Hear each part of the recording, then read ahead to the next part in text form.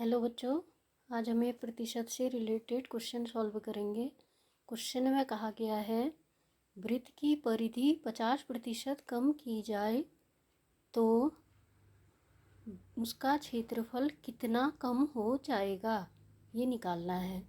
तो ऑप्शन दिए गए हैं, 4 ऑप्शन दे रखे हैं क्वेश्चन में। तो सबसे पहले हम समझेंगे वृत्त की परिधि क्या होती है।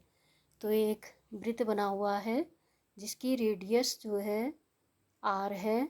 तो परिधि हुई बच्चों, ये जो बाहर की बाउंड्री दिखाई दे रही है, ये वाली बाउंड्री वृत्त की परिधि कहलाती है। पहले किसी भी वृत्त की परिधि होती है 2πr। अगर परिधि को आधा कर दिया जाए तो नई वाली परिधि क्या बन जाएगी, 2πr पहले थी, नई क्या बन गई, πr। क्योंकि 2πr है, आधी कर दिया जाए तो πr हो गया। और वृत्त का क्षेत्रफल यानी कि ये वाला पोर्शन है, जो ये पूरा पोर्शन है, इसको क्या बोलेंगे, क्षेत्रफल। वृत्त का क्षेत्रफल होता है πr²।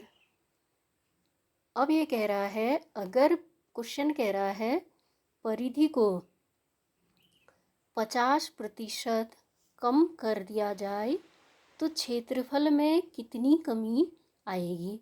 अगर परिधि 50% कर दी तो नई परिधि मिल गई हमको πr। अब त्रिज्या हो गई, पहले जो है त्रिज्या r थी, अगर परिधि आधी हो गई है तो त्रिज्या भी क्या होगी, ये यहाँ से ये वाला हिस्सा आधा कर दिया है तो त्रिज्या भी क्या हो जाएगी, आधी। त्रिज्या भी आधी हो जाएगी। तो यहाँ पे 50% कम करेंगे तो त्रिज्या क्या हो जाएगी, पहले वाली त्रिज्या थी r, आधी हो गई तो r/2। तो नया क्षेत्रफल क्या हो जाएगा बच्चों, पाई इंटू रेडियस का स्क्वायर। तो रेडियस हो गई r/2 का स्क्वायर। तो यहाँ से मिल जाएगा πr²/4। अब जो है क्षेत्रफल में कितनी कमी हुई ये निकालते हैं। क्षेत्रफल में कमी,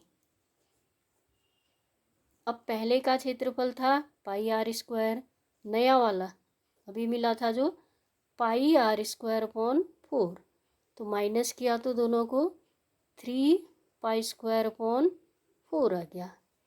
अब अभी यह ख़त्म नहीं हुआ है क्वेश्चन। अब कह रहा है उसका प्रतिशत में दिया है, आंसर देखिए प्रतिशत में दिया गया है तो हमको भी प्रतिशत में निकालना पड़ेगा। क्षेत्रफल में प्रतिशत कमी, प्रतिशत कमी निकालने के लिए जो अभी क्षेत्रफल में कमी आई थी वो इंटू 100 अपॉन पहले जो क्षेत्रफल था πr²। प्रतिशत पूछा गया है तो यहाँ पे प्रतिशत का साइन भी आएगा। तो πr² से πr² कैंसिल, यह आ गया 3/4 इंटू 100%। 4 से ये कट गया 25 टाइम्स, 25 3 जा 75%। इसका मतलब आंसर सी हमारा सही आंसर है। तो ये बहुत अच्छा क्वेश्चन है, कॉम्पिटिटिव एग्जाम में आता है, कई बार पूछा भी गया है। आई होप कि ये आप सभी को समझ आया होगा। Thank you.